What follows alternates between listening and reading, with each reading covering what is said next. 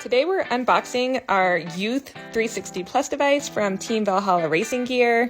Right out the box, this feels like a sturdy piece of equipment. It's definitely a different approach to filling the kart racing requirement of wearing a neck collar. It seems a lot safer too. It secures onto the collar with regular click buckles, and then it also has this little clasp here that was a little tricky to figure out at first, but it's really quite intuitive. It just slides into place and then you can lock it. When you're undoing it, you got to push it down with your thumb and then you can pull it back out.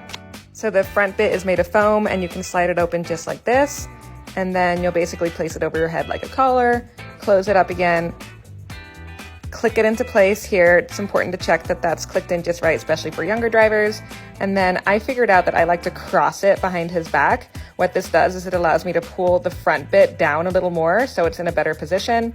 We're going to put on his helmet. 360 Plus device is designed to limit front and rear hyper-flexion and extreme lateral motion. So this is his head going to the front, to the side, to the other side, and then to the back. You can see that it pretty much blocks it, giving him a little tug, blocks him from having his head kind of fly backwards. So we're really happy with the safety of this device.